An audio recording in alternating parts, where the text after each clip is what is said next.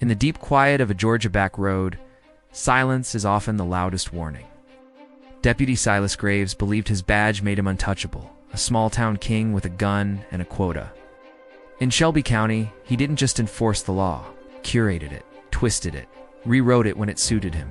He had buried the truth under falsified reports and planted evidence more times than he could count. He'd done it before. And he'd gotten away with it. But on a humid Tuesday night, Graves made a mistake. He judged two men by the color of their skin and the civilian clothes on their backs. He didn't know he had just handcuffed two of the United States Navy's most lethal assets. He didn't know that silence wasn't fear, it was discipline. And he certainly didn't know the storm gathering on the horizon wore stars on its collar. When the courtroom doors would eventually open, it wouldn't be justice stepping inside. It would be a reckoning. The humidity in Shelby County clung to the air like wet wool. 11:45 p.m. Highway 9 stretched ahead. For Deputy Silas Graves, this was hunting hour. He sat tucked behind a rotting billboard, engine idling low, headlights off. The cruiser dissolved into shadow. He sipped lukewarm coffee and watched the radar. Graves was a man of simple appetites, coffee black, authority absolute. Quota filled before midnight. In his mind, he was the gatekeeper of Shelby County. And he didn't like visitors who didn't fit the profile. Then came the headlights. Bright, clean, xenon, expensive. Graves straightened. The radar chirped. 62 and a 55. Barely worth a warning. But in Shelby County, it was probable cause. The vehicle passed, black Chevy Tahoe, tinted windows, out-of-state plates. He couldn't see inside. It bothered him. He flipped the switch. Red and blue strobes exploded into the darkness, shattering the night.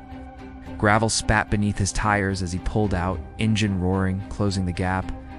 Inside the Tahoe, the mood couldn't have been more different. You're 5 over, Isaiah, Darius Cole said. He was reviewing logistics for an upcoming training cycle. Isaiah Perkins checked the rearview mirror. Speed limit dropped. I adjusted. Trap, Darius murmured. Local, board, keep it clean, hands visible. We don't need friction. We're due at Little Creek by 0800. Isaiah nodded and eased the Tahoe onto the shoulder. Gravel crunched under the tires. All 4 windows rolled down immediately, habit from training and experience. He turned on the dome light. Hands went to the top of the steering wheel. Visible, still controlled. 2 black men in rural Georgia at midnight didn't take chances. Deputy Graves pulled in behind them, spotlight blazing like an interrogation lamp. He took his time stepping out, adjusting his belt, tapping the grip of his service weapon. Approached the passenger side first. Maglite beamed straight into Darius's face. Evening, Graves said. It wasn't a greeting. It was a test. Good evening, Deputy, Darius replied evenly, eyes narrowed against the glare but steady. You boys in a hurry? No, sir. Headed to Virginia, Isaiah answered. His voice was calm, measured. It was the voice of a man who had negotiated with warlords and disarmed explosives underwater. This deputy didn't scare him, but the situation did. Graves swept the flashlight across the interior. Clean, too clean, no trash, no clutter, no chaos. Just 2 large, fit men in fitted t-shirts and tactical watches. License and registration. Isaiah moved deliberately. It's in the center console. I'm reaching for it. Slow. Hand hovering near his holster. Isaiah handed over his South Carolina license. Not the military ID. Not yet. Graves studied it. Then studied him. You boys look like you lift. Play ball? Something like that? The lack of nervousness irritated Graves. Most people stammered, apologized, sweated. These 2 sat like statues carved from stone. It felt like disrespect. Step out of the vehicle. Is there a problem, Deputy? I smell marijuana. The lie came easy. He'd used it 3 times this month. It unlocked doors the Constitution tried to keep closed. Inside the Tahoe, a silent exchange passed between Isaiah and Darius. They were clean. Always clean. The Navy tested them monthly. They knew exactly what this was. There are no drugs in this vehicle, Darius said. I set out, Graves barked, volume rising, hands on the hood. Now, Isaiah exhaled slowly. Do as he says, Darius. They stepped out. Under the cruiser lights, their size became obvious. Isaiah -6'2", lean muscle and controlled tension. Darius -6'4", built like reinforced concrete. Next to them, Graves looked smaller. The imbalance made him angrier. Spread. He kicked Isaiah's ankles apart and patted him down hard, aggressive, searching. Wallet? Phone? Nothing else. He moved to Darius. You carrying gun? Knife? No, sir. Another search. Nothing. Graves stepped back, hand resting on his weapon. I'm searching the vehicle. I don't consent to a search, Isaiah said clearly. And you're mistaken about the smell. Graves laughed. You don't consent? You think you're a lawyer, boy? I've got probable cause. Don't move or I'll light you up. He tore into the Tahoe, glove box dumped, floor mats ripped, console emptied. Nothing. The frustration built fast. If he let them go now, he'd look weak. 2 out-of-towners telling him no. His ego couldn't take that. He reached into his vest pocket. Small, twisted baggie, white powder, insurance policy. He leaned into the back seat near a duffel bag, wedged it deep between the cushions. Then he pulled it out seconds later, raising it into the spotlight like a prize.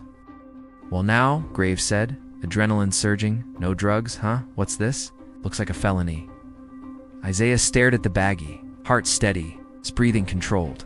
Assess, analyze, act. That is not ours, Isaiah said quietly. His voice had changed, lower, harder. Check your dash cam. Check your body cam.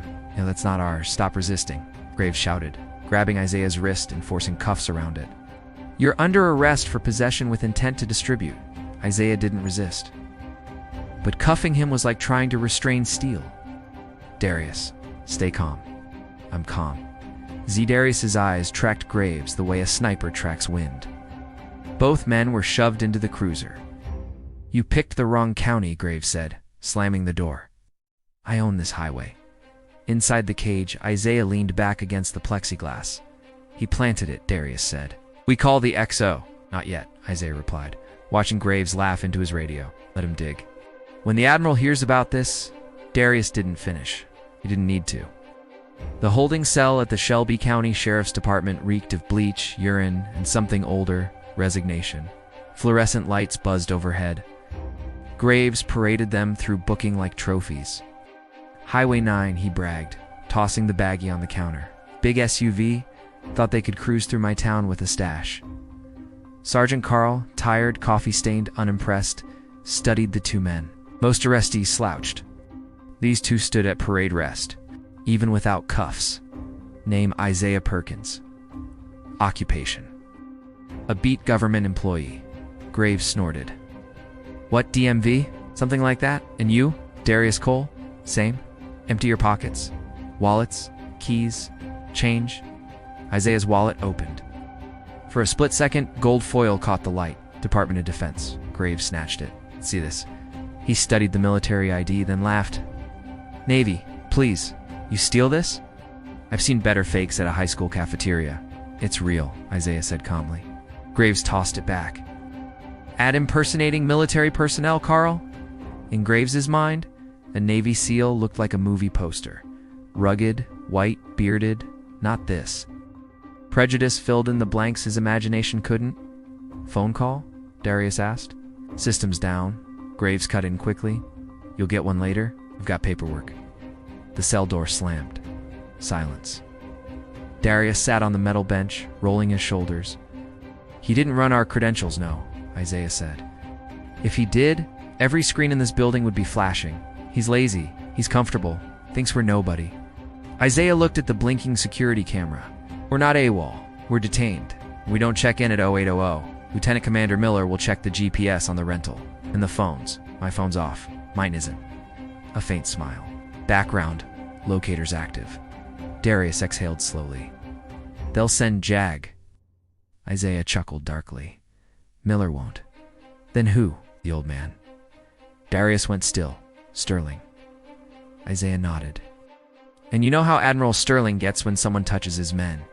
In the front office, Graves finished his report, polishing the lies. Suspects belligerent. Furtive movements. Appeared under the influence. He logged the evidence. Leaned back. Good catch, Boone. he muttered to himself. 400 miles away, inside a secure facility at Naval Amphibious Base, Little Creek in Virginia Beach, a monitor flagged high-priority assets as stationary and non-responsive. And on a bedside table, a phone began to ring. The sun rose over virginiabeach.com and golden. Inside the Tactical Operations Center at Naval Special Warfare Group 2, Lieutenant Commander Jack Miller stood frozen before a bank of monitors. Coffee halfway to his mouth. Screen label, Logistics Team Transit 515, and 2 operators were exactly where they should not be. He ran back inside the courthouse. 2 weeks later, he would be indicted on federal racketeering charges, alongside the sheriff and 3 other deputies. The Department of Justice didn't just clean house. They fumigated the foundation. For Silas Graves, the reality of his new life settled in slowly, then all at once. Bail was denied. The federal judge, a stern woman named Judge Patel, had built a reputation on dismantling corruption. She called him a danger to the community without hesitation. No theatrics, no sympathy, just facts. He was transferred to a federal holding facility in Atlanta to await trial. Because he was a former cop, he was placed in protective custody, PC, a small box inside a larger box. But prison has its own communication network. News travels through vents, through trays, through whispers in concrete corridors. Karma didn't hit him with fists. It hit him with silence. Graves had always thrived on control, on dominance, on watching people shrink under his voice. Now he had to ask permission to use the restroom. He ate food that barely resembled food. He waited to be told when to stand, when to sit, when to sleep. The worst part wasn't the loss of authority. It was the mail. The letters came in stacks. Not hate mail he could dismiss as noise. These were careful, personal. From people he remembered, and some he didn't. One read, "Dear Silas, do you remember me? You planted meth in my car 3 years ago. I lost my job. I lost custody of my daughter. I've been working in a warehouse trying to rebuild my life. I saw you on TV crying. I just wanted you to know I slept through the night for the first time in 3 years, knowing you are in a cage." He read them alone in his cell. Over and over, the silence pressed in from all sides. He wasn't the king of Shelby County anymore. He was inmate 89,402. The trial was swift. The evidence was crushing: body cam footage, dash cam footage, forensic analysis of the planted drugs. Financial records tying him to asset seizures, falsified reports stacked like bricks. It wasn't a case, it was a mountain. Graves pleaded guilty to avoid life. The sentence came down like a hammer. 25 years in federal prison. No parole. The final twist of karma arrived on intake day at the designated federal penitentiary. He was processed and stripped of his street clothes, jewelry removed, fingerprints rolled, barefoot on cold tile. Shivering despite the heat. Humiliated. The correctional officer handling intake was a large black man with unmistakable military bearing. Shoulders square, movements precise. He scanned the paperwork, then looked up. "Silas Graves," the officer said evenly. "I heard about you." Graves tried to summon the last scraps of arrogance. "Yeah, I was a cop at your back." The officer smiled. It wasn't friendly. "I was a hospital corpsman in the Navy for 10 years, he said. "Served with Naval Special Warfare Group 2. You tried to frame 2 of my brothers." The color drained from Graves's face.